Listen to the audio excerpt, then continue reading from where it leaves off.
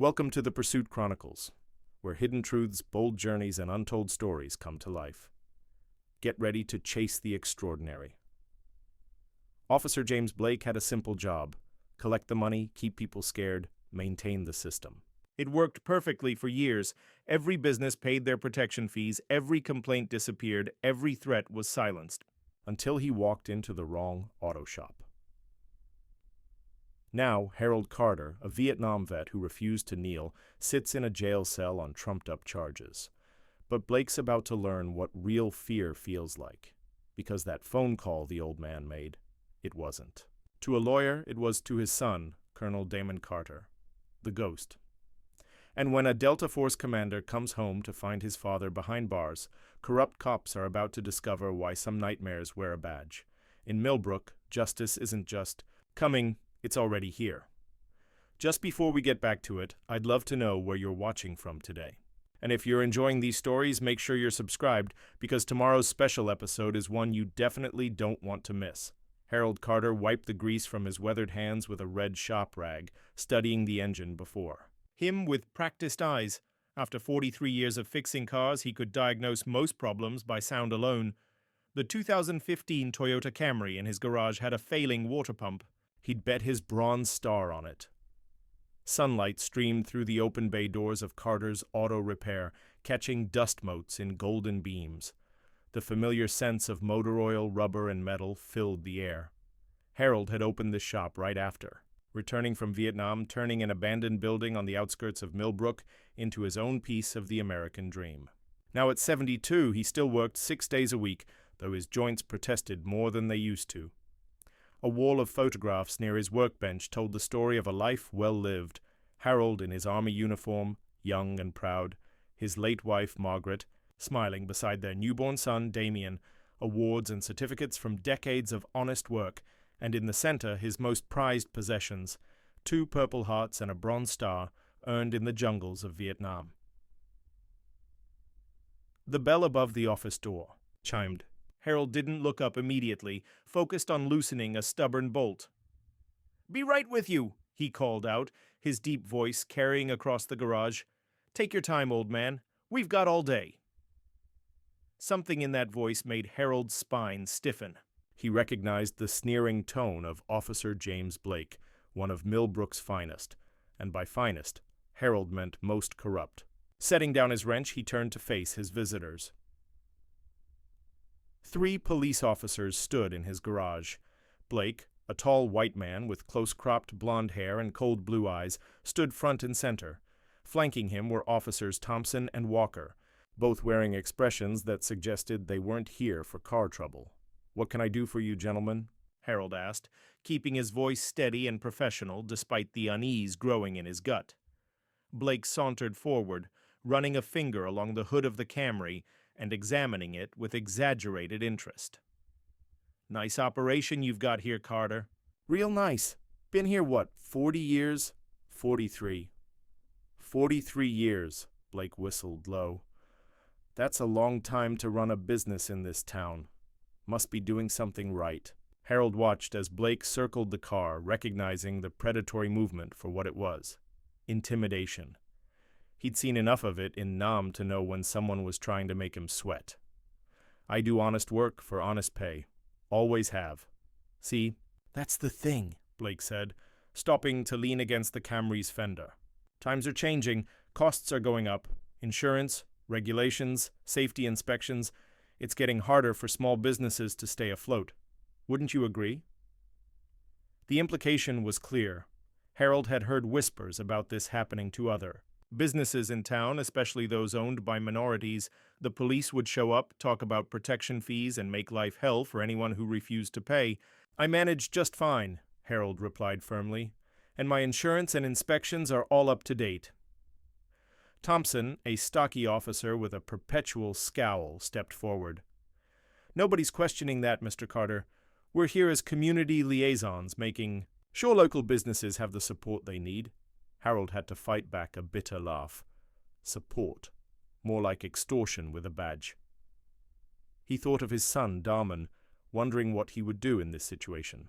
But Darman was halfway around the world, doing things Harold wasn't supposed to know about. This was Harold's fight. "I fought real enemies before," Harold said quietly, meeting Blake's gaze. You're just bullies in uniform." The temperature in the garage seemed to drop 10 degrees. Blake's fake smile vanished, replaced by something ugly and raw. He straightened up, hand resting casually on his holstered weapon. "Careful, old man. That sounds like disrespecting a police officer. Could be seen as disturbing the peace." Harold didn't back down. "I served this country with honor, earned 2 Purple Hearts and a Bronze Star. I know my rights, and I know what you're really here for."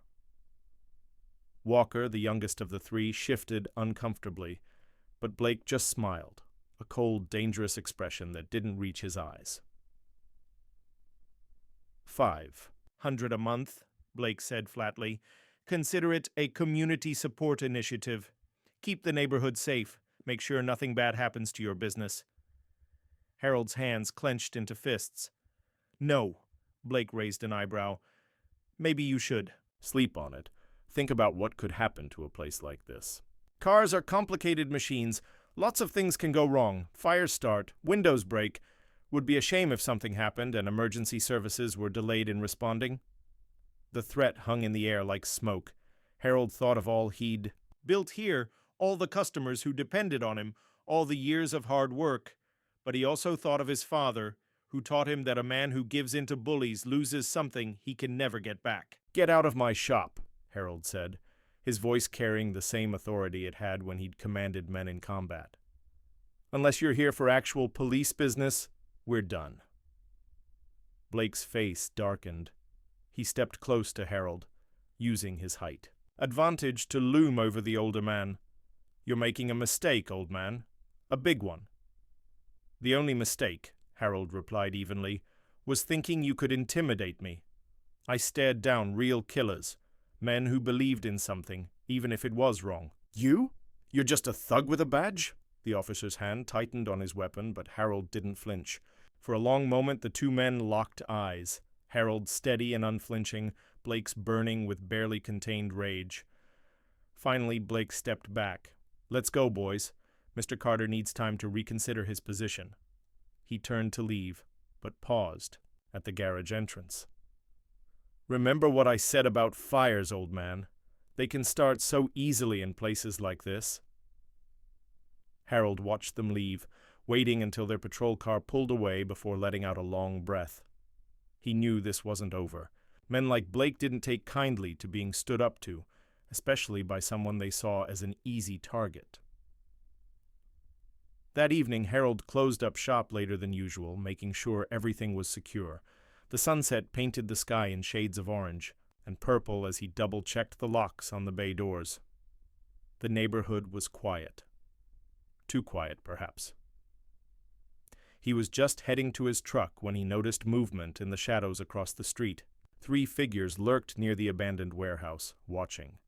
Harold recognized the stance, the deliberate way they positioned themselves.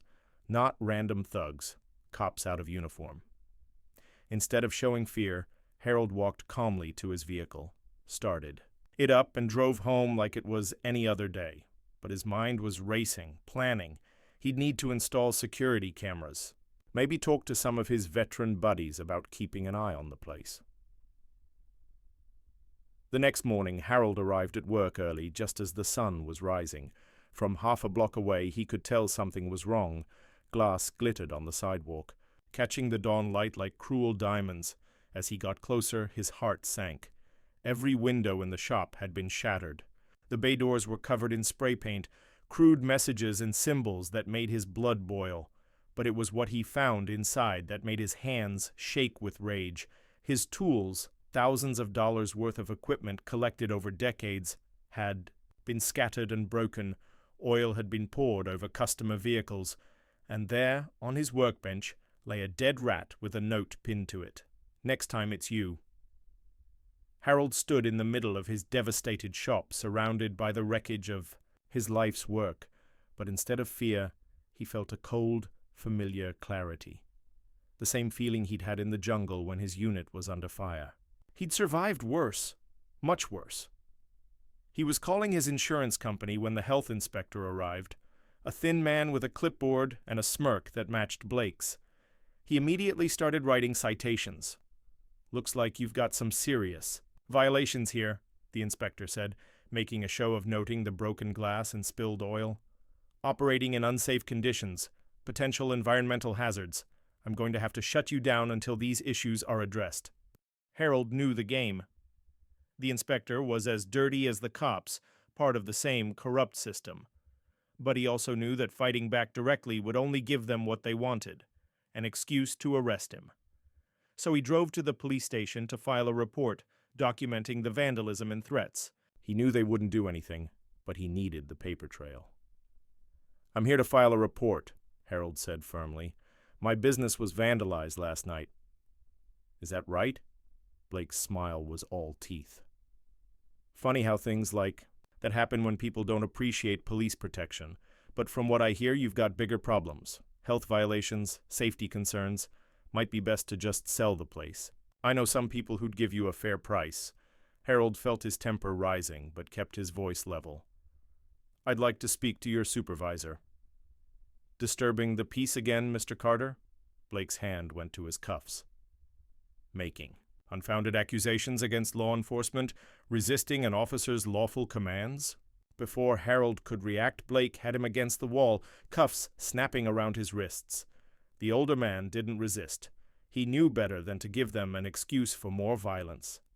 "Harold Carter," Blake announced loudly, "you're under arrest for disturbing the peace, resisting arrest, and making threats against a police officer."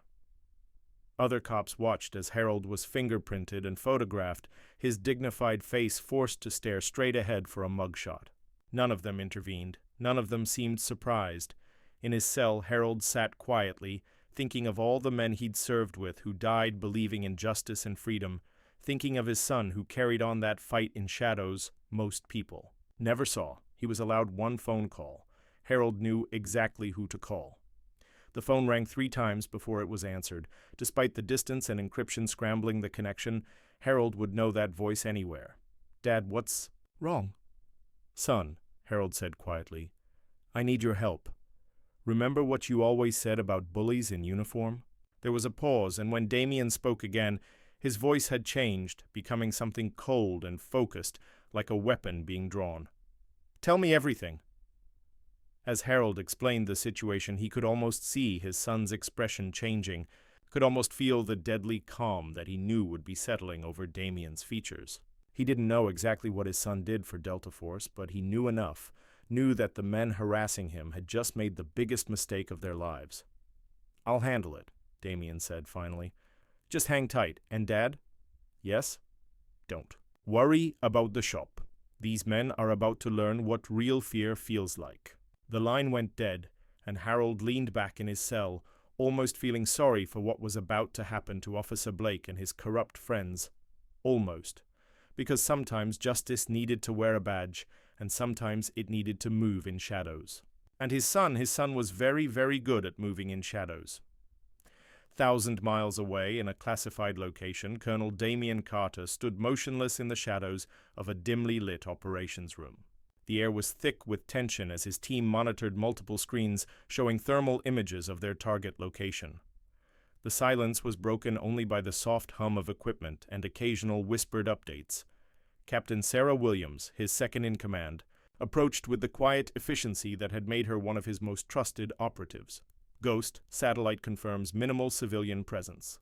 Extraction window opens in 20 minutes. Damien nodded, almost imperceptibly. His team had spent months tracking this high-value target, a terrorist cell leader responsible for coordinating attacks across 3 continents. The mission was straightforward. Get in, capture the target, get out. No traces, no witnesses, no mistakes. Team check. Damien's voice was low but carried natural authority. One by one, his squad leaders responded, their voices calm and measured in his earpiece. Alpha in position. Bravo ready. Charlie team locked and loaded. Delta standing by. The operation was proceeding exactly as planned. Damien had earned his nickname, The Ghost, through countless missions like this. Precise, silent, lethal when necessary. His reputation in Delta Force was almost mythical. Some said he could move through laser security without breaking a beam. Others claimed he once eliminated an entire enemy compound without firing a single shot. The truth, as always, lay somewhere in between. Lieutenant Mark Foster, their communications specialist, suddenly raised his hand. "Sir, incoming secure call. Priority Alpha." Damien's expression didn't change, but something in his gut tightened. Priority Alpha meant family. "Patch it through." The familiar voice of his father filled his earpiece, and Damien's world shifted. As Harold described the situation, the corruption, the threats, the arrest, Damien's teammates watched, his demeanor transform. The ghost wasn't just a call sign, it was a state of being. Right now, they were witnessing something new, cold, focused rage. "Understood," Damien replied, his voice carrying an edge that made several veteran operators exchange glances. "I'll handle it." After ending the call, he turned to Captain Williams. "Sarah, tactical command is yours. Complete the mission. I'm wheels up in 30. Williams stepped forward, concern evident in her expression. "Sir, what's happened?" "Some cops in my hometown just made a terminal mistake." Damien's words carried the weight of absolute certainty. "They laid hands on my father." The room fell silent. Everyone present knew Damien's background, raised by a Vietnam veteran who taught him everything about honor, duty, and standing up to bullies. They'd also seen what happened to people who crossed certain lines with their commander. "Take whatever you need," Williams said, already understanding that nothing would stop him. "We'll clean up here." Damien moved with practiced efficiency. Gathering minimal equipment, he wouldn't need much. His most lethal weapons had always been his mind and training. Before leaving, he paused at the command station. "Lieutenant Foster, get me everything you can on the Millbrook Police Department. Full background checks, financial records, communications, everything. I want to know who's dirty and how deep." "It goes." Foster's fingers were already flying across his keyboard. "On it, sir. You want me to contact our DOJ liaison?" "Not yet. First, I need to understand the battlefield." As Damien prepared to leave, Sergeant Jason Taylor, a veteran operator who'd served with him for 8 years, approached. "Boss, you want backup on this?" Damien considered the offer. Taylor was rock solid, dependable in any situation, but this was personal. "No. Keep the team intact for the operation. This is something I need to handle myself." The next few hours were a blur of secure communications and rapid transit. Damien called in markers from his extensive network, people who owed him favors, others who simply respected or feared him enough to help without questions. A military transport was quickly arranged, no questions asked. During the flight, Damien reviewed the preliminary intelligence Foster had gathered. The Millbrook Police Department's corruption ran deeper than simple extortion. There were connections to organized crime, money laundering operations, and possible ties to international drug cartels. Officer James Blake was just the visible face of a much larger problem. Damien's tablet lit up with a secure message from Foster.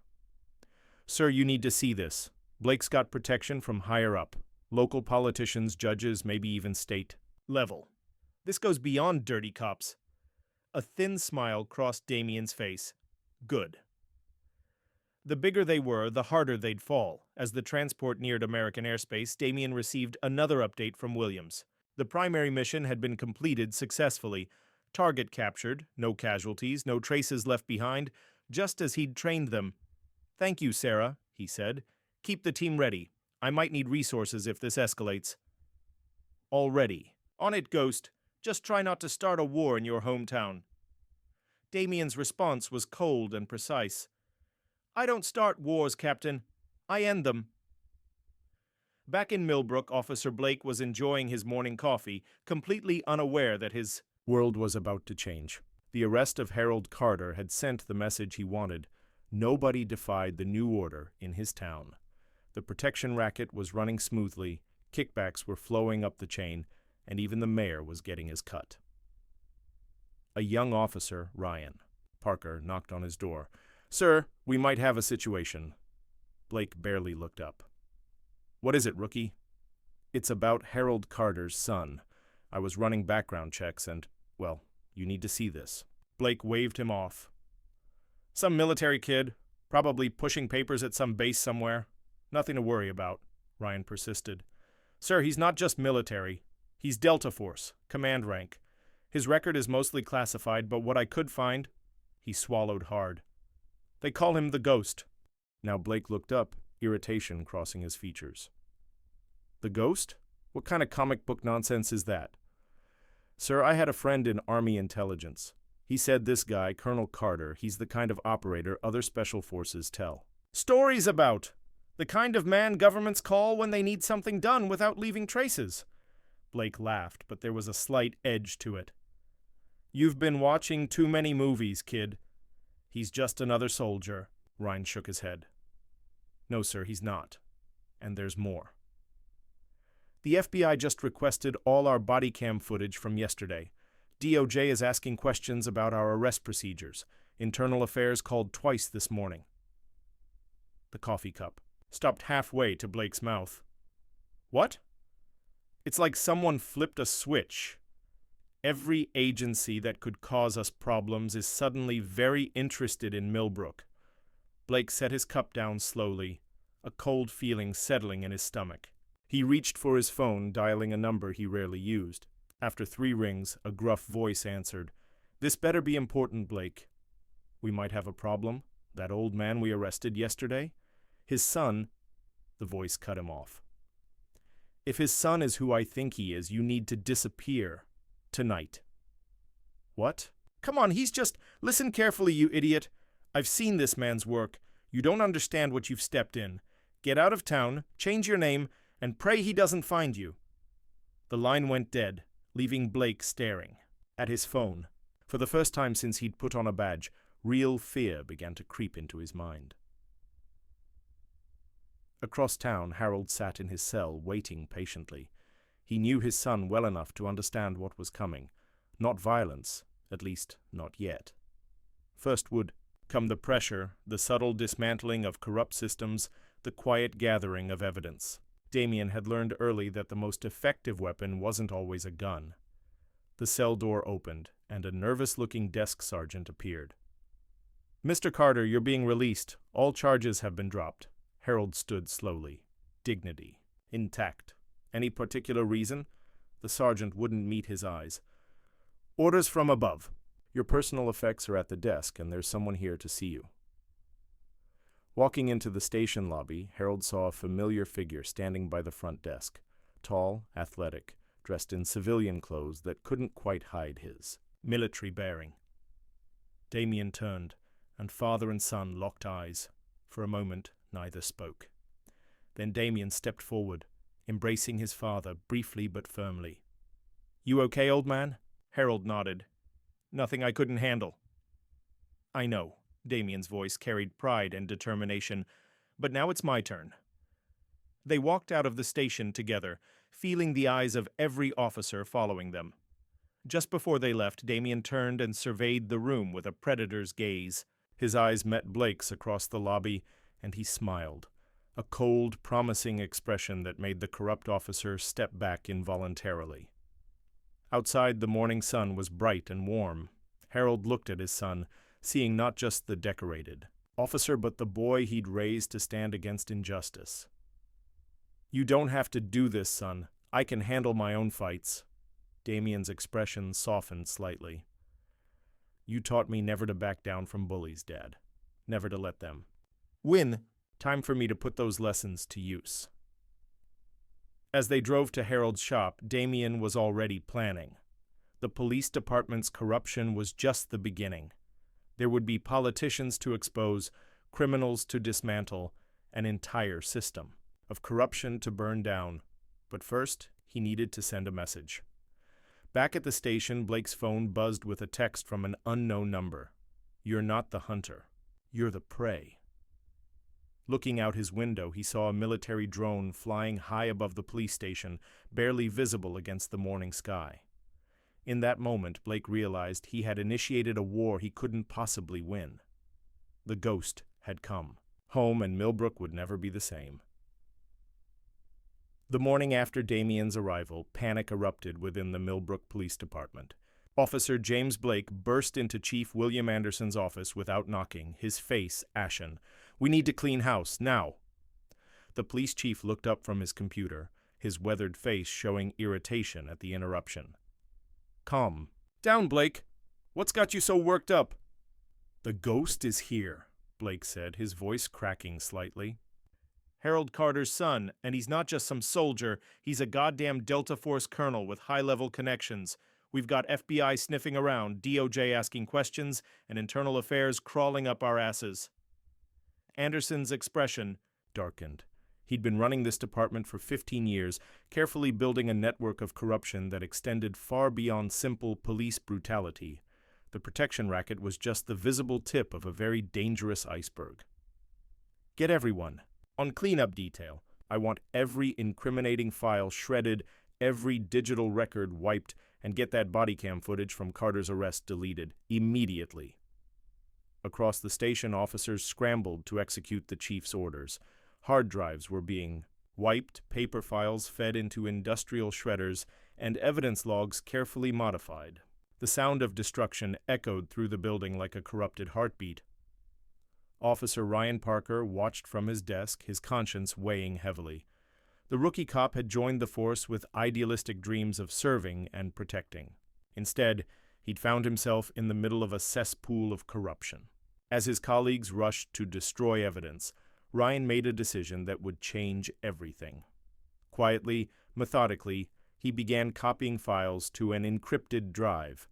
The body cam footage from Harold's arrest, financial records showing suspicious payments, emails discussing protection fees, everything he could access without raising alarms. His hands trembled slightly, knowing that discovery would mean more than just losing his job. Meanwhile, Mayor Thomas Gregory sat in his luxurious office finishing a phone call that made him increasingly uncomfortable. "Yes, I understand the severity. No, we can contain this. I'll handle Carter personally." He hung up, sweat beading on his forehead despite the cool air conditioning. The mayor had built his political career on carefully managed corruption. Every month, hundreds of thousands of dollars flowed through various community improvement programs, money that found its way into offshore accounts and private pockets. The police department was just one piece of his criminal empire. Gregory picked up his phone again, dialing a number he rarely used. "Marcus, we need to meet. Now." An hour later, the mayor sat in a private room at the Sterling Club, facing Marcus Davidson, the regional boss of the syndicate that really controlled Millbrook. Davidson was impeccably dressed in a tailored suit that couldn't quite hide the predator beneath. "This better be important, Thomas," Davidson said, sipping expensive scotch. "I don't like emergency meetings." "We've got a situation." "With the Carter case," Gregory explained, trying to keep his voice steady.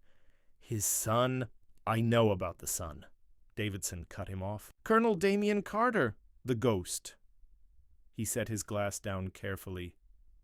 "Do you have any idea what you've stumbled into?" "He's just one man," Gregory protested weakly. Davidson laughed, a cold, empty sound. "Just one man? Let me—" "Tell you about just one man."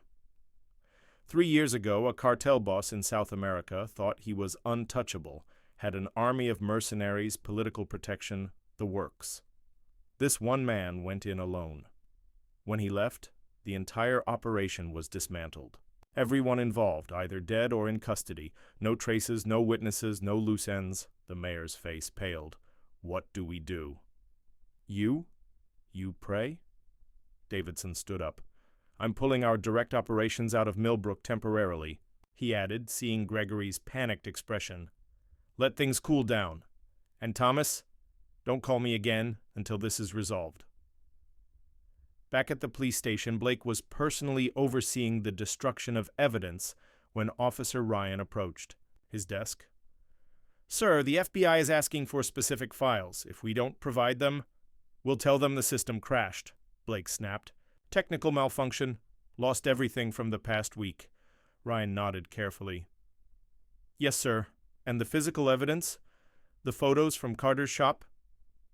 "Being handled as we speak." Blake turned away, dismissing the rookie. "What?" Blake didn't know was that Ryan had already secured copies of everything. The young officer had grown up in Millbrook, watched his community suffer under corrupt leadership. Now he had a chance to make things right. As evening approached, Ryan made his way to Carter's Auto Repair. His heart pounded as he parked his personal vehicle a block away, checking carefully for surveillance. The shop was closed, but light spilled from beneath the bay doors. He found Harold and Damien inside, discussing repairs to the vandalized equipment. Both men turned as he entered, Damien's hand moving slightly toward his hip before relaxing. "Officer Parker," Harold said quietly. "Didn't expect to see you here." Ryan swallowed hard. I have something you need to see." He pulled out the encrypted drive. "Everything they're trying to hide. Financial records, body cam footage, emails. It goes way deeper than just harassment." Damien stepped forward, studying the young officer with intense eyes. "Why?" "Because this isn't what I signed up for," Ryan answered honestly. "This town deserves better." A small smile crossed Damien's face, the first genuine one since he'd returned home. "You're right. It does." He took the drive, then handed Ryan a secure phone.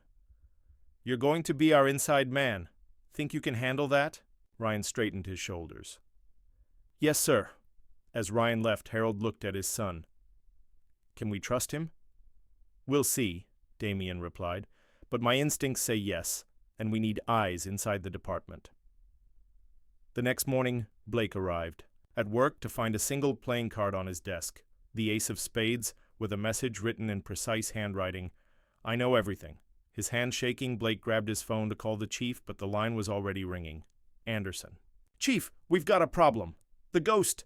Get to my office." "Now." The chief's voice was tight with stress. "And Blake, make sure you're not followed." When Blake entered Anderson's office, he found both the chief and Mayor Gregory waiting. The mayor looked like he hadn't slept, his usually immaculate appearance showing signs of strain. "It's worse than we thought," Gregory said without preamble. "The syndicate's pulling out. They say Carter's too dangerous to risk direct confrontation." Blake scoffed. "He's not superhuman. We've got over 50 armed officers." "Shut up," Anderson cut him off. "You don't get it. This isn't about firepower.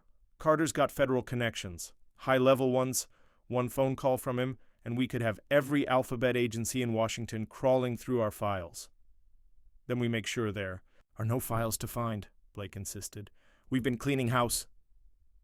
"Too late," a new voice said from the doorway. All three men turned to find Damien Carter standing there, as if he'd materialized from thin air. None of them had heard the door open. Blake's hand moved toward his weapon, but Damien's cold smile stopped him. "I wouldn't. Really wouldn't." "This is a private meeting," Anderson started to say, but Damien cut him off. "Know what I find interesting?" He held up a phone playing a video of Blake and his officers vandalizing Harold's shop.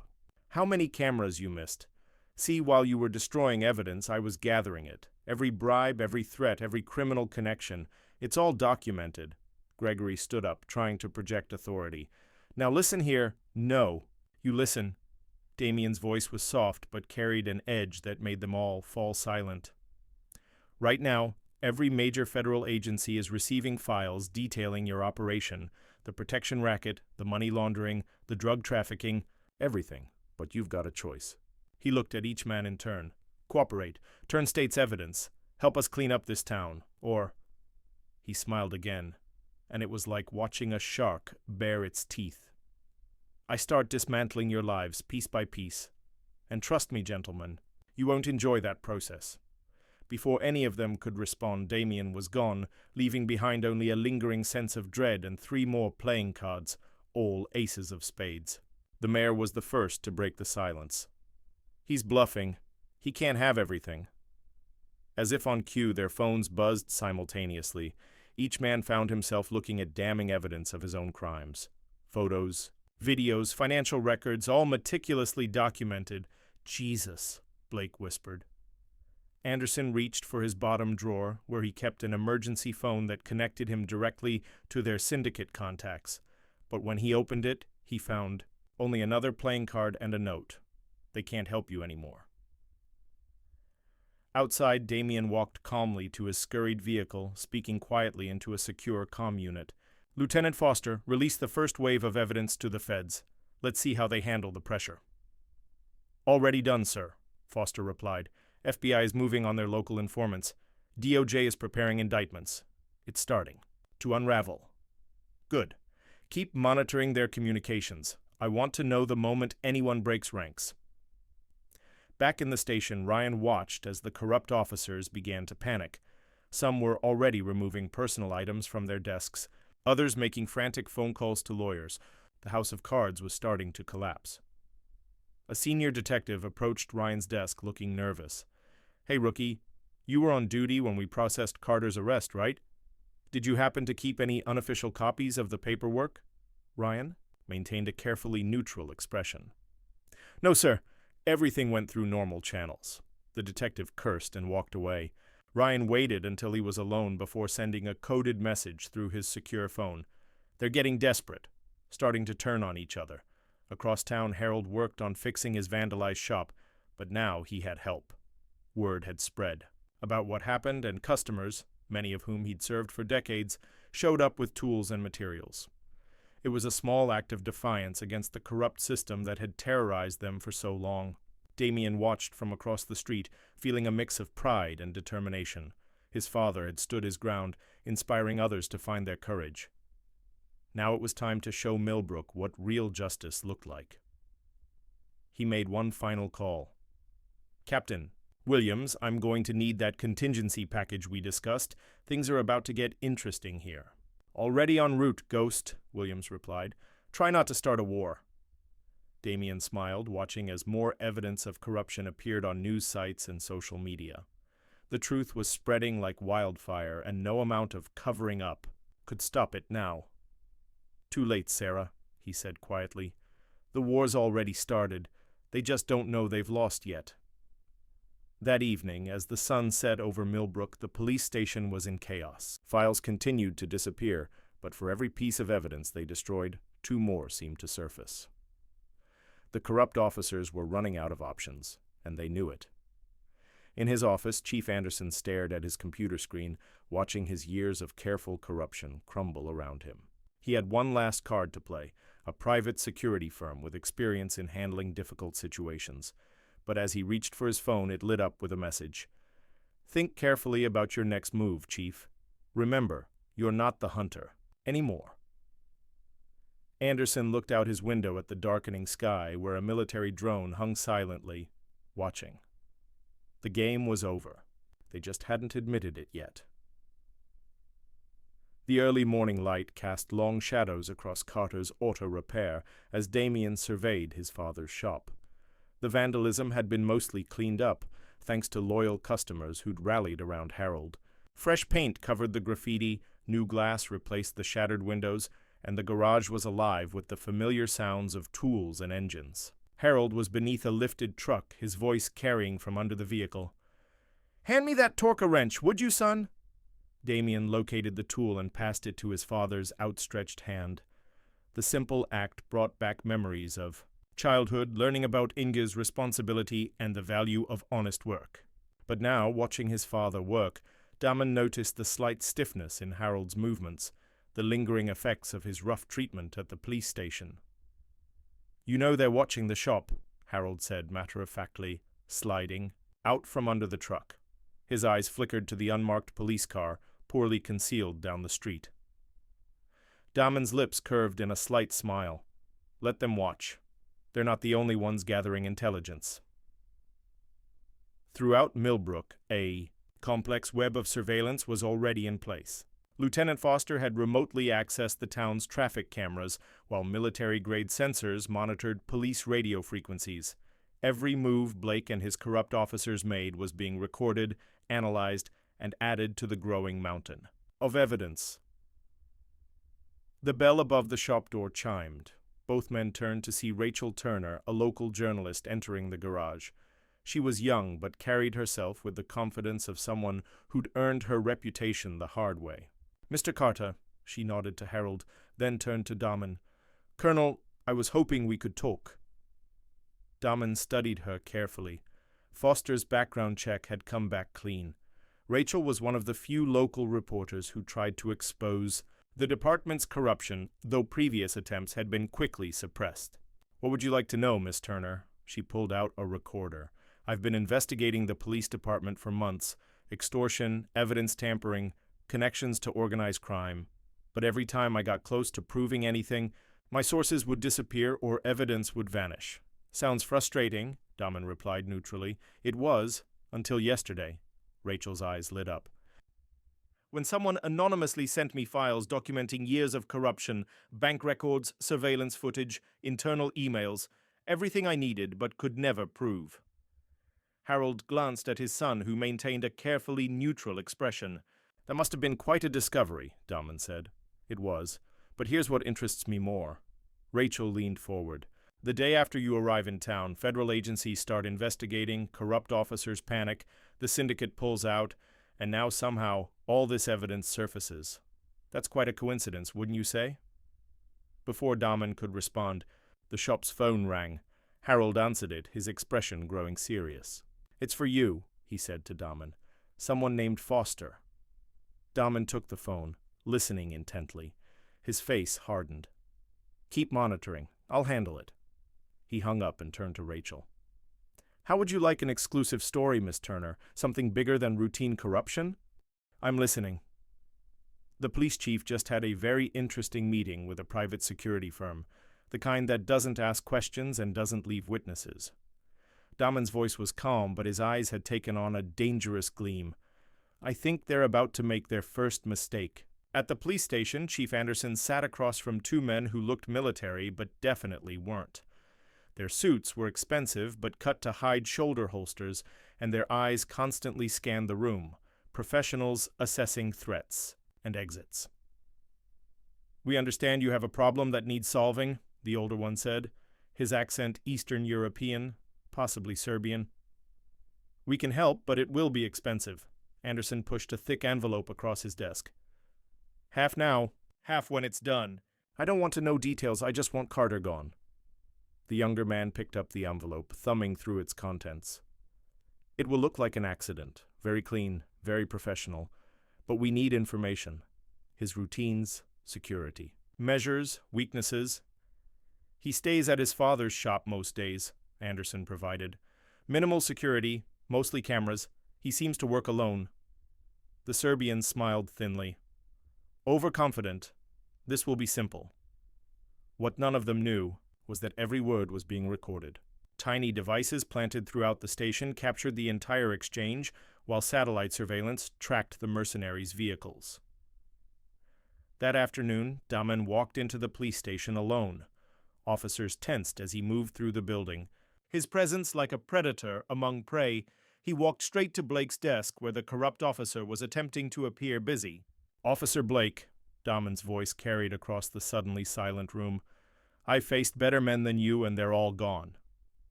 Blake tried to maintain his composure, but sweat beaded on his forehead. "Is that a threat, Colonel?" "No."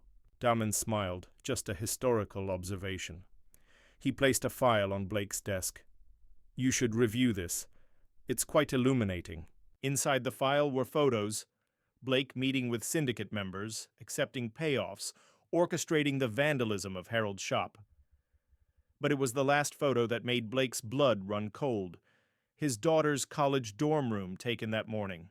"Just so we're clear," Daman said softly, "I can reach anyone, anywhere. Remember that before you make any more poor decisions." As Daman left, Blake's phone buzzed. It was Anderson. "Meeting, now. Bring everything we have on Carter." The chief's office, Blake found Anderson and Mayor Gregory huddled over reports. The mayor looked like he hadn't slept in days, his usual polished appearance showing signs of strain. "The contractors are in position," Anderson said without preamble. "They'll move tonight." Blake shifted uncomfortably. "Sir, maybe we should reconsider. If something goes wrong—" "Nothing can go wrong," Gregory snapped. "Because if Carter isn't stopped, we're all going down. The feds are closing in. Our accounts are being frozen. We need this handled now." None of them noticed the small red light blinking under Anderson's desk, another of Daman's surveillance devices capturing every word. As evening approached, Harold's shop prepared to close for the day. Rachel Turner had spent hours interviewing both Carter men, building a story that would shake Millbrook to its core. As she left, she noticed unmarked vans positioning themselves around the neighborhood. "They're here," she texted to the secure number Daman had given her. Inside the shop, Daman checked his phone and smiled. Everything was proceeding exactly as planned. He'd identified the mercenaries hours ago, former Serbian special forces now working as contractors for the highest bidder.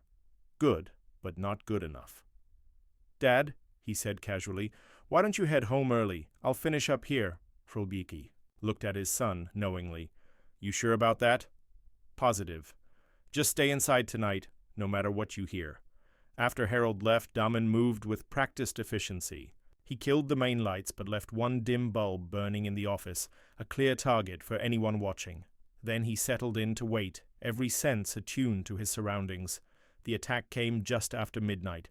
The mercenaries moved with professional skill, disabling the visible security cameras and approaching from multiple angles. They breached the side door with minimal noise, their weapons equipped with suppressors. The shop appeared empty, the office lights spilling across vacant workspace. The team leader hand-signaled his men to spread out, checking corners and blind spots. That's when everything went wrong. The infrared sensors they relied on suddenly became useless. The entire shop was hot, heat signatures everywhere. Their radio communications died, replaced by static. And in the darkness, something moved. The first mercenary disappeared without a sound. The second had time for a muffled gasp before he was gone. The team leader spun around, weapon ready, but he was fighting blind. His trained instinct screamed danger, but he couldn't pinpoint the threat. "Where are you?" he whispered into the darkness. "Everywhere." Daman's voice seemed to come from all directions and nowhere. The remaining mercenaries began to panic, firing at shadows. But they were professionals. They should have known better than to fire blindly. Each muzzle flash gave away their position. One by one, they were neutralized, no killing blows but precise strikes that left them unconscious. The team leader found himself alone, back against a wall, heart pounding. A shape materialized from the shadows directly in front of him. Before he could react, his weapon was gone, and an iron grip held him immobile. "Tell your employers," Daman said softly, "that the next team they send won't be leaving at all." Across town, Anderson paced in his office, waiting for confirmation. When his phone finally rang, his hand shook as he answered it. "Is it done?" "No," an accented voice replied, thick with fear. "It's not. We're out. Double the money, triple it, doesn't matter. We won't move against him again." The line went dead, leaving Anderson staring at his phone in disbelief. On his desk, a new message appeared on his computer screen. Strike one. By morning, rumors spread through Millbrook like wildfire. Stories of an elite hit squad taken down by a single man. Police officers requested transfers, fearing what might come next. The mayor didn't show up for work, and Chief Anderson's office remained locked. Rachel Turner's story hit the local news and was quickly picked up by national outlets. The evidence was irrefutable, the narrative compelling. A corrupt system exposed, a Delta Force operator defending his father, justice finally coming to a small town. Officer Ryan watched it all unfold from his desk, providing regular updates through his secure phone. The station was in chaos, with officers either rushing to make deals with federal investigators or desperately trying to cover their tracks. Blake sat at his desk, staring at the photo of his daughter, knowing he had a decision to make. When his phone rang, he already knew who it would be. "Officer Blake," Daman's voice was calm. "I believe it's time we had a real conversation about the future of Millbrook's police department. Are you ready to make the right choice?" Blake looked around the station, at the corrupt system he'd helped build, at the fear in his colleagues' eyes, at the wreckage of his career. Finally, he spoke. "What do you need to know?" In Harold's shop, Daman cleaned up the minimal damage from the night's activities while his father worked on a customer's car. Neither man spoke about what had happened, but Harold's small smile said enough. The war wasn't over, but the first major battle had been won. The corrupt power structure was cracking, its enforcers losing nerve, its leaders running scared. But Daman knew the hottest part was still to come, because somewhere in Millbrook, desperate men were planning desperate measures, and when cornered animals strike, they strike without mercy or restraint. Looking out at the morning sun rising over his hometown, Daman welcomed the coming storm. After all, storms were what he did best. The morning with the failed mercenary attack, Millbrook Police Department was a powder keg of tension. Officers huddled in small groups, whispering about the night's events. The story had spread quickly. An elite team of contractors had gone after Colonel Carter and disappeared into the night. When they resurfaced hours later, they were broken. Men refusing to speak about what had happened. Officer James Blake sat at his desk, staring at his computer screen without seeing it. The photo of his daughter haunted him, not because it was threatening, but because it represented everything he stood to lose. Years of corruption, of taking bribes and enforcing protection rackets, had seemed justified when he told himself it was for her future. Now that same future was at risk. His secure phone, the one used for syndicate business, buzzed with a message from Chief Anderson. Emergency meeting. Evidence room. Now. The evidence room had become their de facto war room since Daman's arrival. As Blake entered, he found Anderson and several other senior officers already there, faces grim in the fluorescent light. The body cam footage is gone, Anderson announced without preamble. Not just deleted, someone uploaded it directly to the FBI servers. They have everything from Carter's arrest. A heavy silence fell over the room. That footage didn't just show Harold's wrongful arrest, it captured years of systematic corruption, with officers openly discussing bribes and threats. How? Someone asked. The system was locked down. How doesn't matter, Anderson snapped. What matters is damage control. We need to...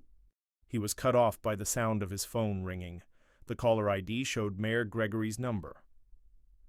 Where the hell have you been? Anderson demanded, putting the call on speaker. Listen carefully. Gregory's voice was shaking. The feds just raided my house.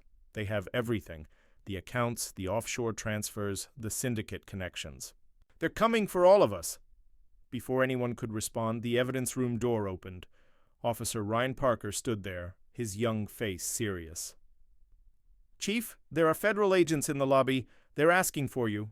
Anderson's face went pale. Stall them, he turned to his officers. Destroy everything, now. But as they moved to comply, every computer screen in the room suddenly came to life, displaying the same message. Too late. Across town, Daman sat in Harold's office, watching multiple feeds on his laptop. Lieutenant Foster's voice came through. His earpiece. Sir, the mayor wasn't lying. DOJ just launched a major operation. They're moving on multiple locations simultaneously. Good, Daman replied. Monitor the department's communications. I want to know the moment anyone tries to contact the syndicate. Harold looked up from his paperwork. You're enjoying this, aren't you? Daman allowed himself a small smile. Just making sure justice is served, Dad. Uh-huh. Harold's eyes twinkled. That's why you had your team set up that light show with their computers? For justice? Psychological warfare, Daman corrected, but his smile widened slightly. Sometimes the best weapon is fear itself. Their conversation was interrupted by Rachel Turner, who burst into the office without knocking. You need to see this, she said, holding up her phone. A breaking news alert scrolled across the screen. FBI raids Millbrook City Hall. Mayor Gregory missing. Daman's expression didn't change, but his eyes hardened. When? 20 minutes ago. Sources say he slipped out just before the agents arrived. But that's not all. Rachel's eyes were bright with a reporter's excitement. Remember those financial records you provided? They don't just implicate the mayor and police. They lead straight to Thomas Lynch. Harold sat up straighter. Lynch was a notorious cartel leader who'd managed to stay untouchable despite years of federal investigations. His organization had been pulling strings in Millbrook for years, using the corrupt police force to protect their operations. Lynch won't take this lying down, Harold warned. No, Daman agreed. He won't. He touched his earpiece. Foster, I need everything we have on Lynch's local operations, and get me Captain Williams. Within an hour, Daman's prediction proved correct. 3 black SUVs pulled up outside a warehouse on the outskirts of town, one of Lynch's many front operations. The cartel leader himself stepped out, surrounded by heavily armed security. Through surveillance cameras, Daman watched as Lynch met with Chief Anderson and several high-ranking officers. The audio feed was crystal clear. "This has gone too far." Lynch's voice was cold. "Carter needs to be dealt with. Permanently." Anderson shifted nervously. "The contractors." Failed. "The contractors were amateurs." Lynch cut him off. "I'm talking about serious measures. My people are already in position." What Lynch didn't know was that his people had been compromised hours ago.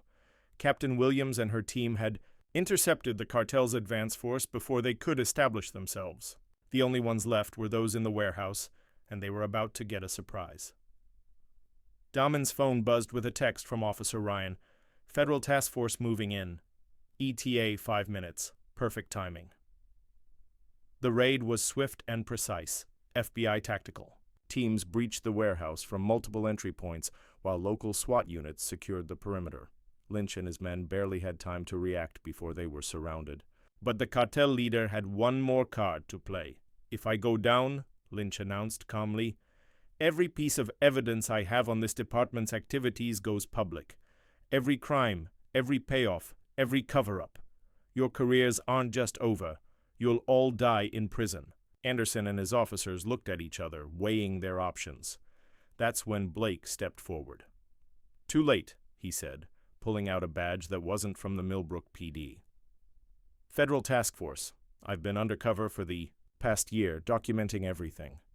The shock that rippled through the room was palpable. Lynch's face contorted with rage as he realized he'd been outmaneuvered. What followed was chaos. Lynch's security team opened fire, turning the Wee House into a war zone. Federal agents returned fire, while Anderson and his corrupt officers tried to flee. Through it all, Blake maintained his cover story, a fiction Daman had created just hours earlier. The truth was simpler. A corrupt cop who'd finally chosen to do the right thing, helped along by the realization that his daughter's future would be better served by justice than by blood money. The gunfight was over quickly. Lynch was taken into custody, along with Anderson and most of the corrupt senior officers. A few managed to escape in the confusion, but their faces were already being circulated to law enforcement agencies nationwide. Back at Carter's auto repair, Daman watched the aftermath unfold through various feeds. Rachel Turner was already on scene, documenting everything. Her story would run nationally by morning, exposing the full scope of Millbrook's corruption. "Think it's over?" Harold asked, bringing his son a cup of coffee. "Not yet," Daman replied. "Lynch was just the visible part. There's still—" His phone buzzed urgently. Foster's voice came through, tense. "Sir, we've got movement at the mayor's estate. Multiple vehicles, heavily armed men. They're not police or federal agents." Daman was already moving. "The mayor's making his play. He's afraid Lynch will talk, so he's bringing in his own cleanup crew." He checked his weapons. "Get me satellite coverage and alert the FBI." "Already done, but sir, there's something else. We intercepted communications suggesting they're not just after the mayor. They're coming for you and your father." Harold, who had been listening, picked up a shotgun from behind his desk. "Let them come." "No," Daman said firmly. "You're getting to safety. I've got a safe house ready." He made a call. "Officer Ryan, time to earn your promotion. I need you to escort my father somewhere." Minutes later, Ryan arrived in an unmarked car. As Harold reluctantly got in, he grabbed his son's arm. "Be careful. These aren't corrupt cops or cartel thugs. If the mayor's calling in his real muscle, I know." Daman smiled grimly. "That's what I'm counting on." As Ryan's car disappeared into the night, Daman prepared for what was coming. The mayor's estate was a fortress, but every fortress had weaknesses, and after years of operating in shadows, Daman knew exactly how to exploit them. He touched his earpiece one last time. "Foster, get me everything on the estate's security system and tell Captain Williams to prepare for Contingency Plan Delta." "Already on it, Ghost, but sir, these guys are serious players. Ex-military, special forces background." "Good." Daman's voice was cold. "Then they'll appreciate what's about to happen." At the mayor's estate, Gregory paced. Nervously in his study, outside, professional killers patrolled his grounds, ready to eliminate anyone who threatened to expose his operation. But as he stared out into the darkness, he couldn't shake the feeling that he was no longer the predator. He was the prey. His phone rang, a number he didn't recognize. With trembling hands, he answered. "Hello?" "The men you hired." Damien's voice was calm, almost conversational. "They're good. Ex-Delta Force. Some CIA contractors. The kind of people who know how to make problems disappear." Gregory's mouth went dry. "How did you—" "But here's what you don't know about them," Damen continued, as if the mayor hadn't spoken. 3 years ago, I commanded their unit in an operation they'd rather forget. They know exactly who they're up against." As if on cue, the estate's lights went out. In the sudden darkness, Gregory heard his security team's radio channels erupt with static. "Last chance," Damien's voice was softer now. "Surrender to the FBI, or learn why they call me the Ghost." Gregory looked out his window again. In the moonlight, he could see his security team moving with increasing desperation, searching for a threat they couldn't find. One by one, the lights around the estate winked out, each darkness accompanied by a muffled sound that might have been a highly trained operative discovering why some legends were better left unchallenged. The mayor's nerve broke. With shaking hands, he dialed the FBI's number. As federal agents swarmed the estate, they found the mayor's security team zip-tied and unconscious, their weapons disabled. Of the Ghost himself, there was no sign. The next morning, Millbrook awoke to headlines that would change the town forever. The mayor in custody, the cartel's operation exposed, a corrupt system finally brought to justice.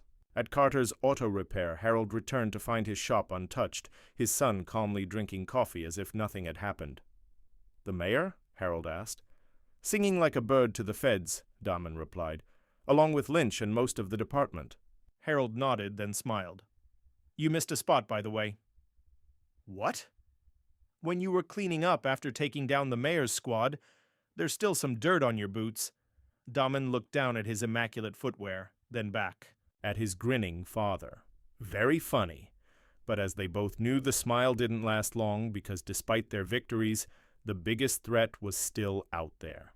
The syndicate that had pulled the strings from the shadows wouldn't take this defeat lightly. The storm wasn't over. It was just beginning. Mayor Thomas Gregory sat in a federal holding cell, his expensive suit wrinkled and his composure shattered. For the past hour, he'd been watching a parade of his former associates appear on the small television mounted in the corner, each one rushing to make deals with prosecutors. The empire he'd built was crumbling, and paranoia was setting in. Guard appeared at his cell. "Your lawyer's here." But when the door opened, it wasn't his attorney who entered. Damen Carter stood there, wearing a visitor's badge and a slight smile that made Gregory's blood run cold. "You can't be in here," the mayor stammered. "Actually, I can. Federal consultant status has its privileges." Damen sat down. Across from him. "We need to talk about the syndicate." Gregory's face went pale. "I don't know what." "Alexander White," Damen said quietly. "That's who you really answer to, isn't it? The man behind everything, the one even Lynch was afraid of." The mayor's reaction confirmed everything. His hands began to shake and sweat beaded on his forehead. "You don't understand. If I talk about White, I'm dead. He has people everywhere." "Had," Damen corrected, past tense. "Your protective network is gone, Mr. Gregory. The only question is whether you want to go down with it." Before the mayor could respond, alarms began blaring throughout the facility. Red lights flashed in the corridors as guards rushed past. The cell. Damen's phone buzzed. Lieutenant Foster's voice came through. "Sir, we've got a situation. Someone just tried to access the mayor's cell block. Professional team, military-grade equipment, White's cleanup crew." Damen nodded. "Right on schedule." Gregory grabbed the bars of his cell. "You have to protect me! They'll kill me!" "That's the plan," Damen agreed. "Unless you tell me everything right now." The mayor broke. For the next 20 minutes, he poured out details about Alexander White's organization, the legitimate businesses that served as fronts, the politicians on the payroll, the international connections that made his syndicate untouchable. Outside, The prison, White's team discovered why attacking a facility containing a Delta Force operator was a terminal mistake. Captain Williams and her unit had been waiting, and the resulting takedown was swift and silent. "Clear," Williams reported through Damon's earpiece. 6 hostiles neutralized, no casualties. "Good." Damon turned back to the mayor. "Your friend White just lost another team? Ready to finish your story?" Across town, Officer Ryan Parker sat in a secure FBI command post, helping federal agents map out the syndicate's network. His knowledge of local operations combined with the mayor's confession was painting a picture that stretched far beyond Millbrook. "The scale of this is incredible," Special Agent Sarah Matthews said, studying the evidence board. "White's organization has tentacles in 12 states. Police departments, judges, politicians, all compromised." Ryan nodded. "And Millbrook was just a small part of it, a testing ground for their methods." His secure phone buzzed with a message from Damon. "White's making his move. Be ready." In his penthouse office 50 miles away, Alexander White received news of the failed prison hit with characteristic calm. The silver-haired man had built his empire through patience and calculation, not emotional reactions. "Send the video," he instructed his security chief. Minutes later, every digital billboard in Millbrook began playing the same footage. Surveillance video of Harold Carter's shop showing the old man working alone. The message was clear. White could reach anyone, anywhere. But Damon had anticipated this. The moment the billboards changed, Foster activated their countermeasures. Every screen went dark, replaced by evidence of White's crimes. Photos, documents, banking records. The syndicate's secrets played out across the city for all to see. "Impressive," White admitted, watching the chaos unfold. The ghost. Lives up to his reputation. He turned to his chief of security. "Implement Protocol Zero. Burn everything." Throughout the region, White's organization began self-destructing. Files were shredded, hard drives wiped, witnesses eliminated, but they were too late. Everything was already copied, documented, and in federal hands. At Carter's auto repair, Harold watched the digital warfare play out on nearby screens. "You knew he'd try something like this." "Men like White are predictable," Damon replied, checking his weapons. "They think technology gives them power. They forget that every system has weaknesses." His phone buzzed again. "Captain Williams." "Sir, we've got movement. Multiple vehicles heading toward Millbrook. Professional operators, heavily armed." "White's not burning everything," Damon realized. "He's launching a full assault. He wants to make an example. Of us." Harold reached for his shotgun, but Damon stopped him. "No, you're getting out of here. Ryan's waiting with a tactical team." "The hell I am," Harold protested. "This is my fight, too." "Dad," Damon's voice softened, "you taught me to stand up to bullies. Now let me finish what you started." Before Harold could argue further, Rachel Turner burst into the shop. "You need to see this," she said, holding up her phone. On the screen, a live news feed showed chaos erupting across the city. White's men were moving in, engaging in running gun battles with federal agents. "This is their endgame," Damon said. "They're trying to create enough chaos to cover their escape." He touched his earpiece. "Foster, track every vehicle entering or leaving the city. Williams, coordinate with FBI tactical teams. No one gets through." The next hour was pandemonium. White's operators, realizing they were trapped, began taking hostages.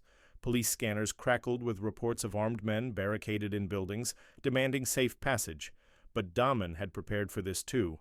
Every member of his team had trained for urban warfare and hostage rescue. One by one, White's men found themselves outmaneuvered and outgunned. In his penthouse, White watched his forces crumble. For the first time in decades, real fear began to creep into his eyes. He turned to his remaining security detail. "Get the helicopter ready." "Sir," his chief of security looked uncomfortable. "Our pilots, they're not responding." On the building's helipad, 2 unconscious pilots lay zip-tied next to their sabotaged aircraft, another piece of Damon's plan falling into place.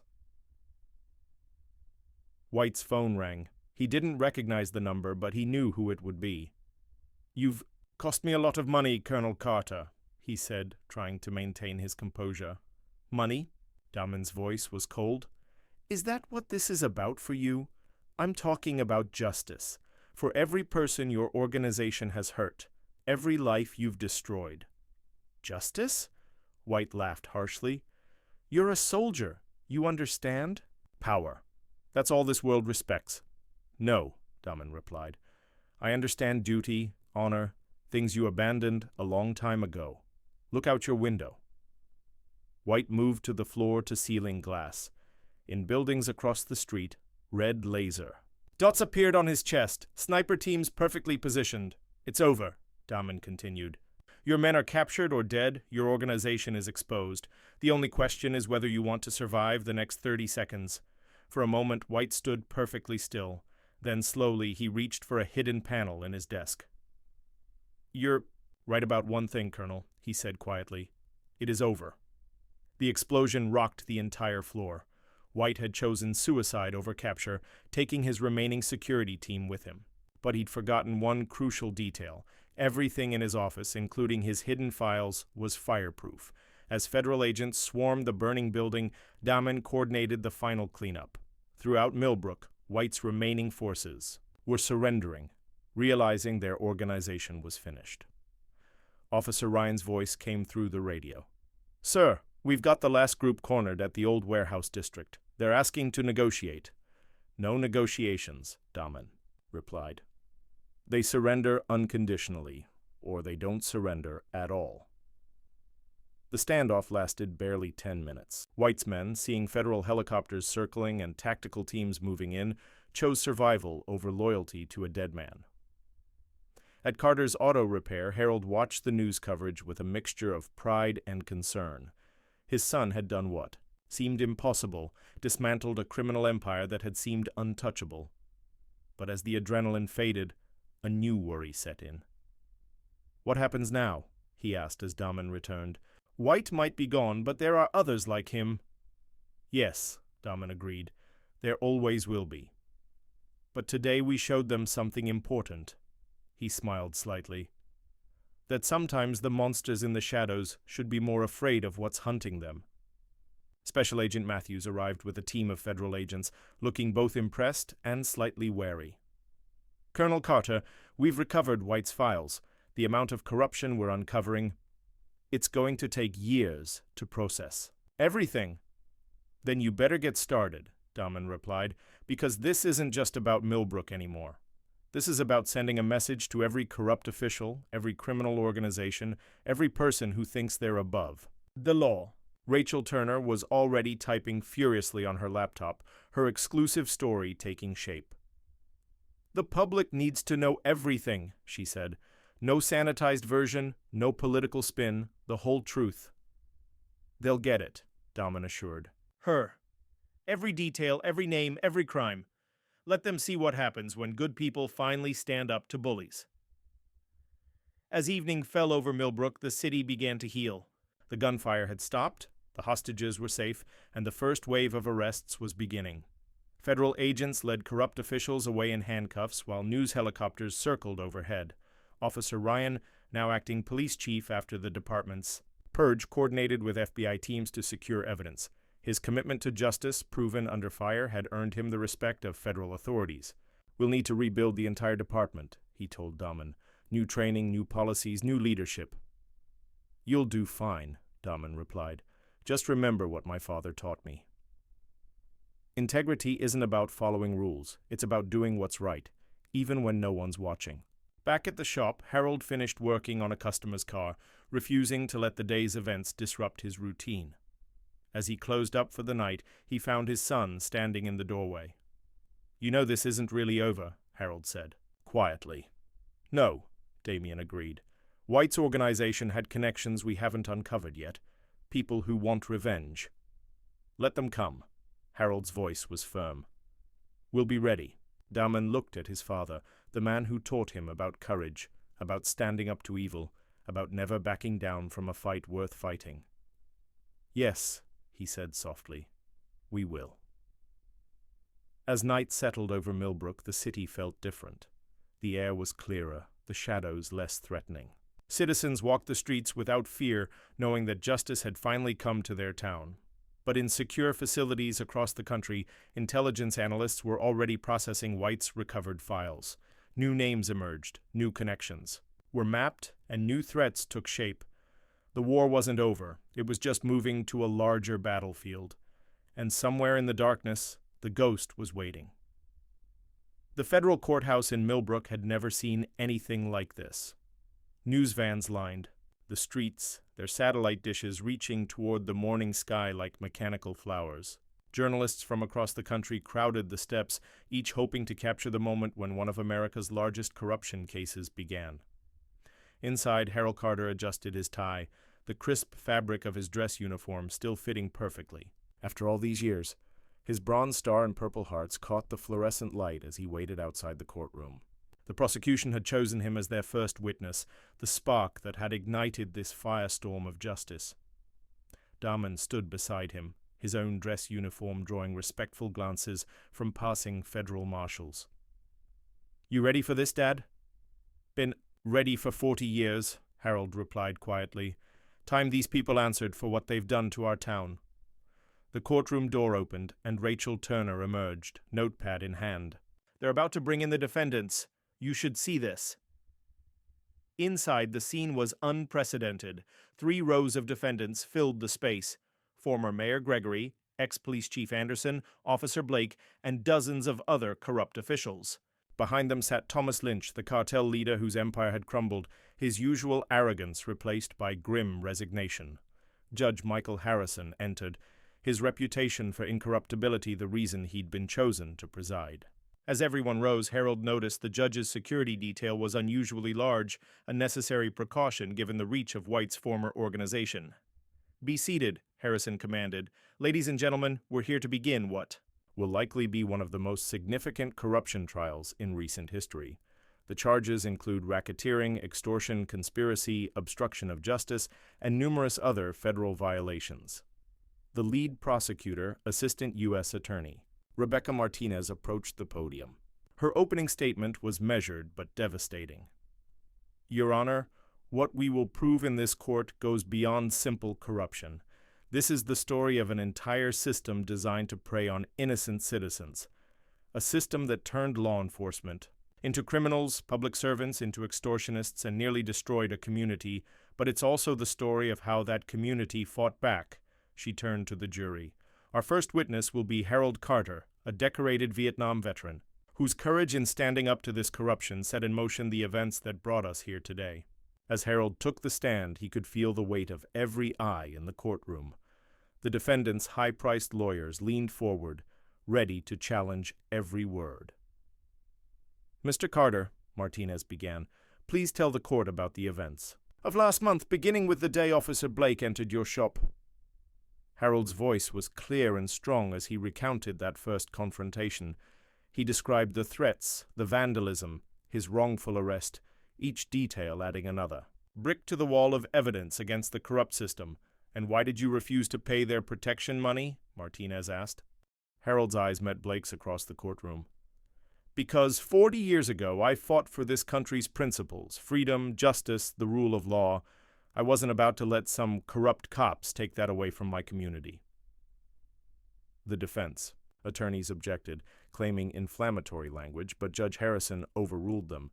He could see the jury was captivated by Harold's sincerity. Next came Officer Ryan Parker, his testimony particularly damaging because it came from inside the corrupt system. He described years of systematic abuse, illegal orders, and cover-ups. When he reached the part about secretly saving evidence of Harold's arrest, several defendants visibly slumped in their seats. "And what made you decide to preserve this evidence?" Martinez asked. Ryan's answer was simple, but powerful. "Because I became a cop to protect people, not prey on them." During a brief recess, Dahmen received an urgent message from Lieutenant Foster. "Sir, we've got movement. Multiple known associates of White's organization have been spotted entering Millbrook."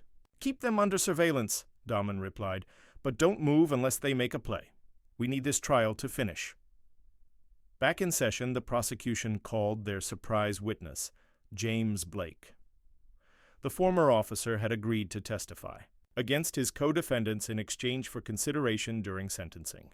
As Blake took the stand, the other defendants shot him looks of pure hatred, but Blake's focus was on his daughter, seated in the gallery. Everything he was doing now was to give her a better future, one built on truth rather than corruption.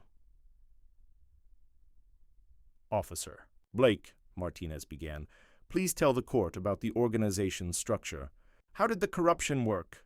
Blake laid it all bare. He described how the protection racket fed into larger criminal enterprises, how evidence was routinely destroyed or falsified, how honest officers were pushed out or intimidated into silence. His testimony directly implicated Mayor Gregory in organizing the system and Lynch in providing cartel support. During cross-examination, the defense tried to paint Blake as a desperate man lying to save himself, but his detailed documentation, preserved by Officer Ryan, proved impossible to discredit. The day's most dramatic moment came when Rachel Turner testified about her years investigating the corruption. She presented article after article that had been suppressed, witnesses who had been threatened, evidence that had mysteriously disappeared. Miss Turner, Martinez asked, what changed? Why were you finally able to expose this story? Rachel's eyes found Daman in the gallery. Because someone finally gave the good people of Millbrook the protection they needed to stand up and tell the truth. As she stepped down, one of the defendants, a former judge deeply implicated in the corruption, suddenly stood up. This is a waste of time. Everyone in this room knows what's really going on. This whole trial is a sham. Judge Harrison's gavel cracked like a gunshot. One more outburst like that, and you'll be removed from this courtroom. The former judge sat down, but not before shooting a meaningful glance toward the gallery. Daman noticed and touched his earpiece. Foster, that signal was meant for someone. Check the courthouse perimeter. Within minutes, Foster reported back. Multiple armed individuals taking positions around the building. They're good, using crowds as cover. Have Williams and her team ready, Daman instructed, but hold position. Let's see their play first. The trial continued as the tension built. The prosecution presented financial records showing millions in illegal payments, surveillance footage of corrupt transactions, and recordings of incriminating conversations. During another recess, Daman spotted a familiar face.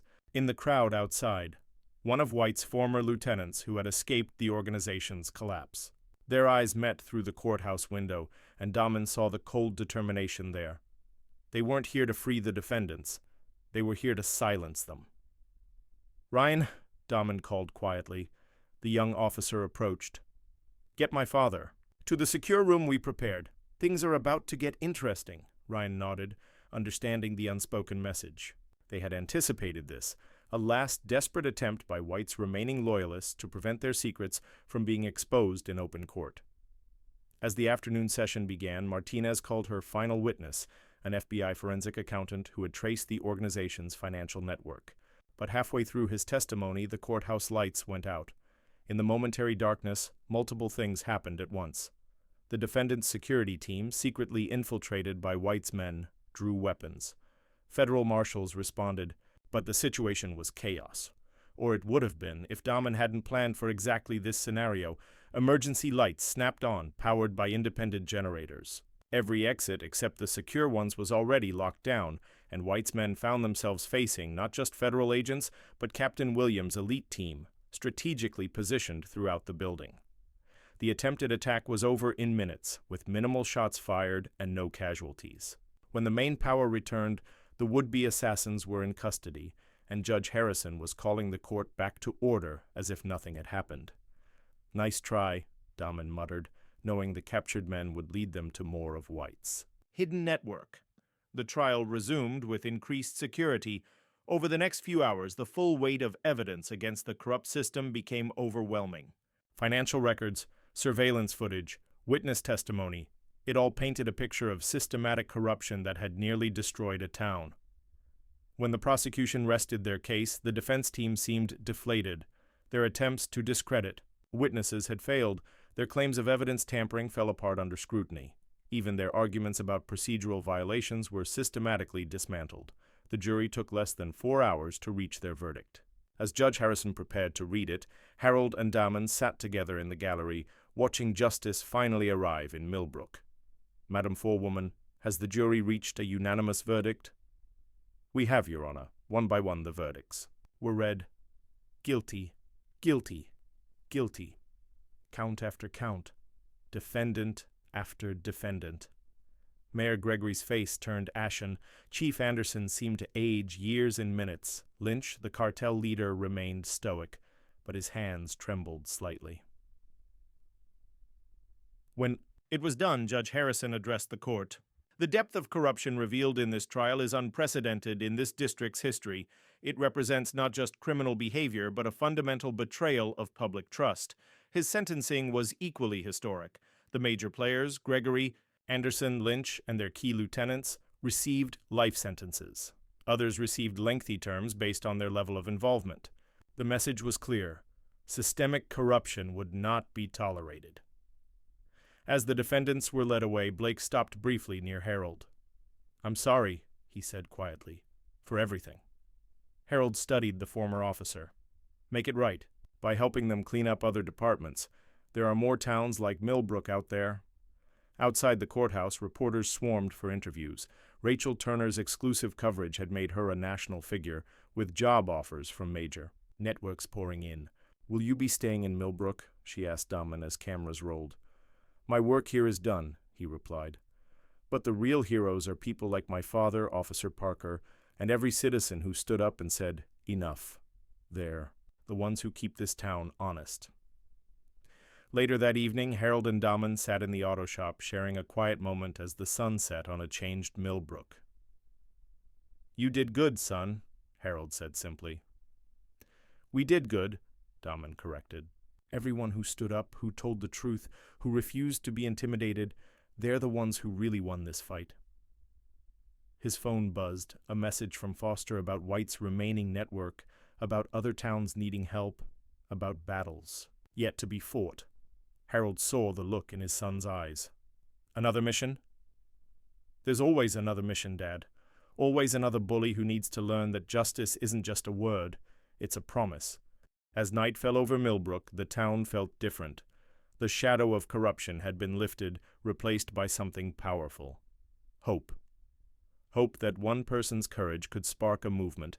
Hope that justice, though slow, was ultimately unstoppable. And somewhere in the darkness, the ghost was preparing for his next battle. Because as long as there were people who abused power, as long as there were communities crying out for justice, he would be there, silent, watching, ready. The morning. Sun cast long shadows across Millbrook's newly renovated police station as Ryan Parker was sworn in as the permanent chief of police. The ceremony was small but significant, a symbol of the town's rebirth after months of turmoil.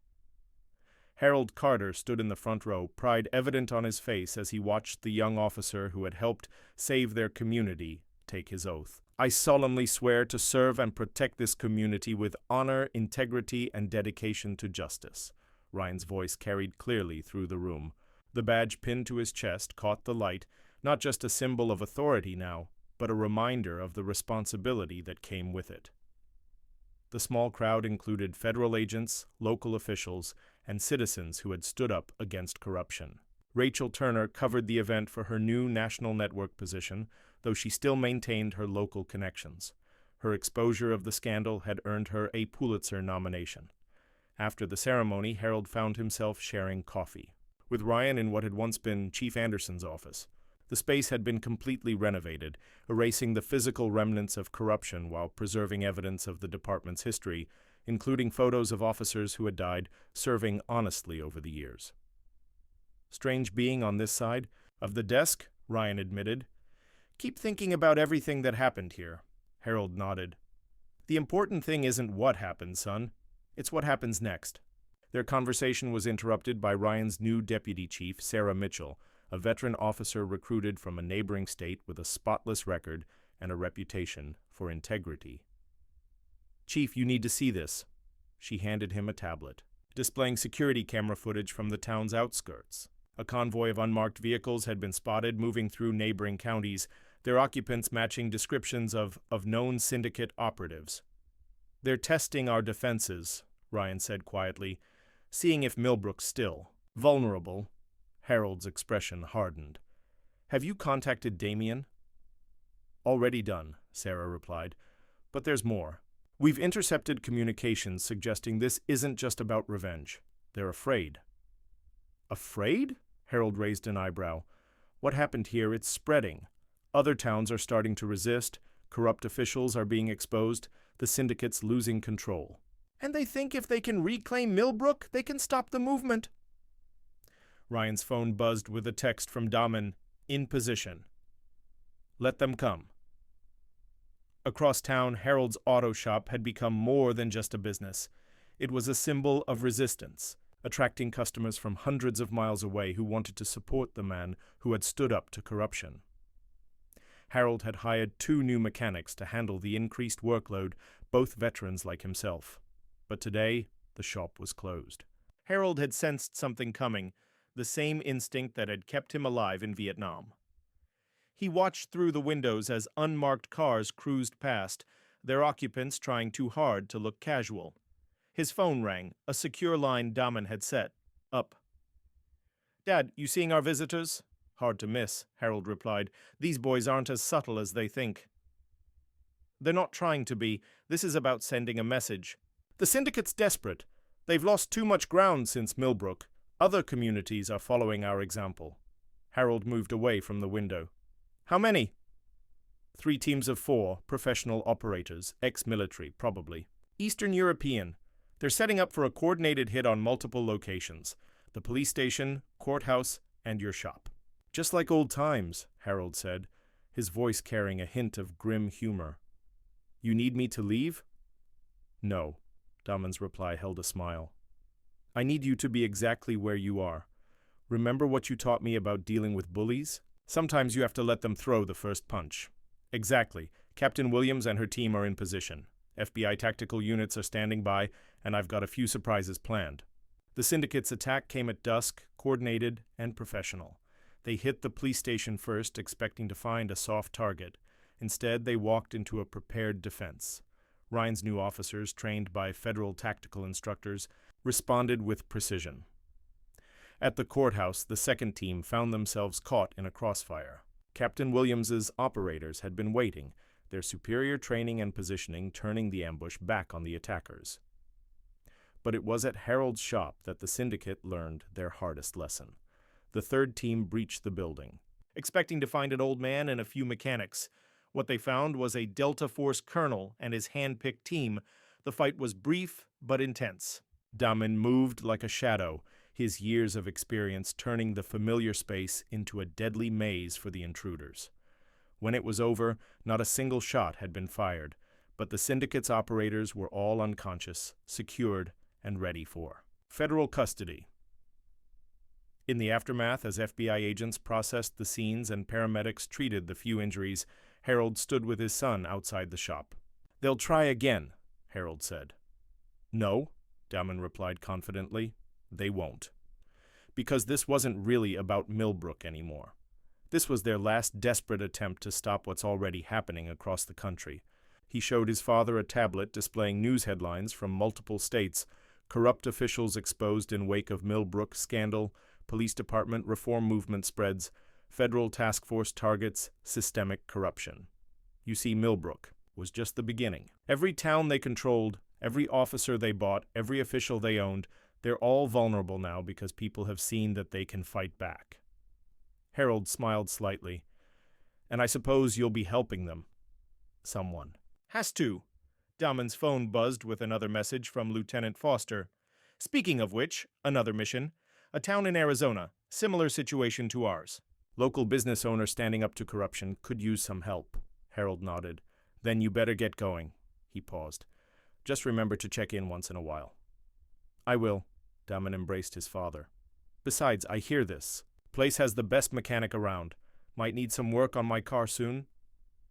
As Daman prepared to leave, Rachel Turner arrived for one final interview.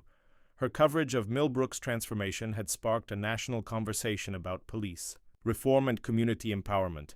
Any last words for our viewers? She asked. Daman thought for a moment. Just this. Every system of corruption, no matter how powerful it seems, has one fatal weakness. Good people who refuse to look away, who stand up and say, enough. Millbrook proved that. Now it's time for other communities to do the same. The next morning, Harold opened his shop as usual. The damage from the fight had already been repaired. Efficiency was a Delta Force trademark, after all.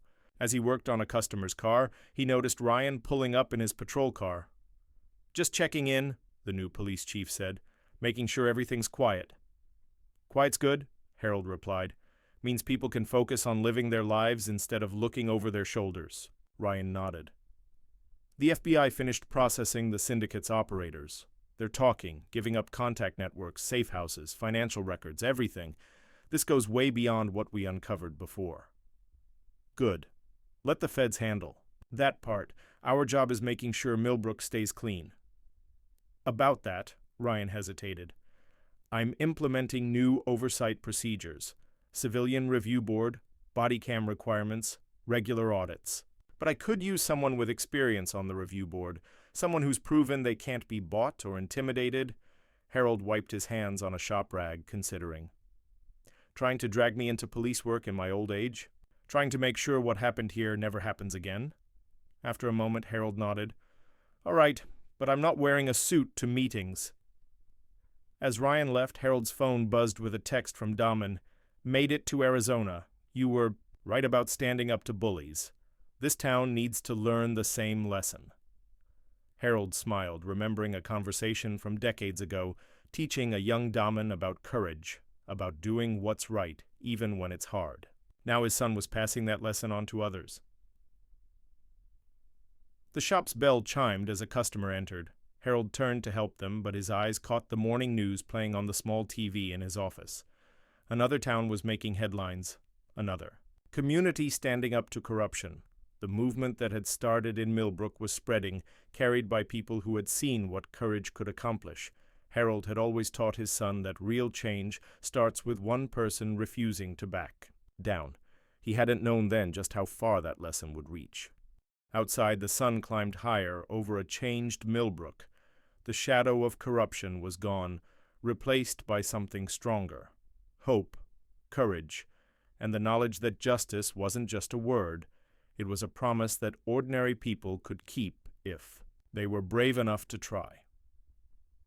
In his office at the new police station, Ryan Parker looked at the photo on his wall, Harold standing up to Blake and his corrupt officers.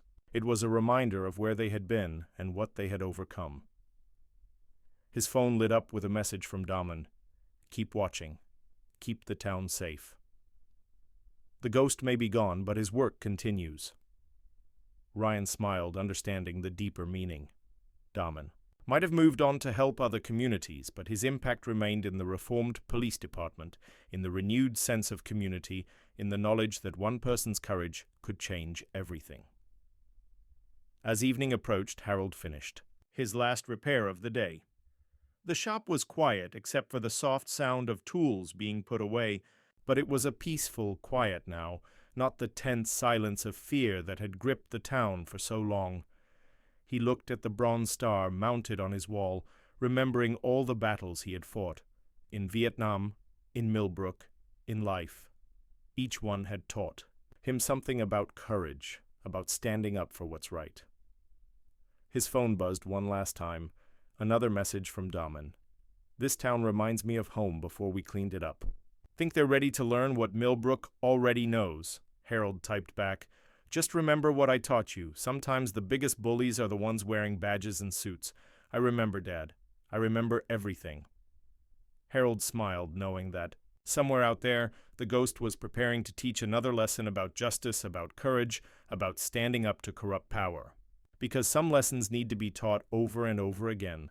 Some battles need to be fought in every generation. And sometimes the most powerful weapon against corruption isn't a gun or a badge. It's the simple courage to say no, to stand up, to fight back. As night fell over Millbrook, Harold looked out at his town, changed, renewed, stronger. The auto shop's lights cast a warm glow on the street, a beacon in the darkness, just like the truth was a beacon against corruption. And somewhere out there, in another town facing its own shadows, the ghost was moving, silent, watchful, ready to stand with those who dared to fight back. Because that's what Carter men did. They stood up to bullies. What makes a person finally stand up against corruption? Is it courage, desperation, or simply having nothing left to lose? In Millbrook, it started with one man refusing to bow to corrupt authority, one veteran who remembered what he'd fought for, one father's phone call that brought justice home. But perhaps the real question isn't about standing up. Perhaps it's about how long we stay silent, watching others suffer, until we realize that every moment of inaction makes us complicit in the system we claim to hate. Harold Carter didn't just save his town. He reminded us that sometimes the most powerful weapon against corruption isn't a badge or a gun, it's the simple courage to say no.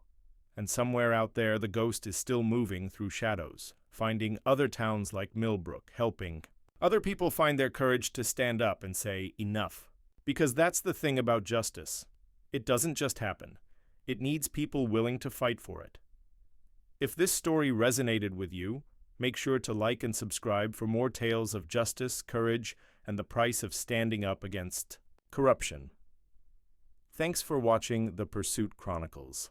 If the story moved you, don't forget to like, share, and subscribe. Because the pursuit never ends.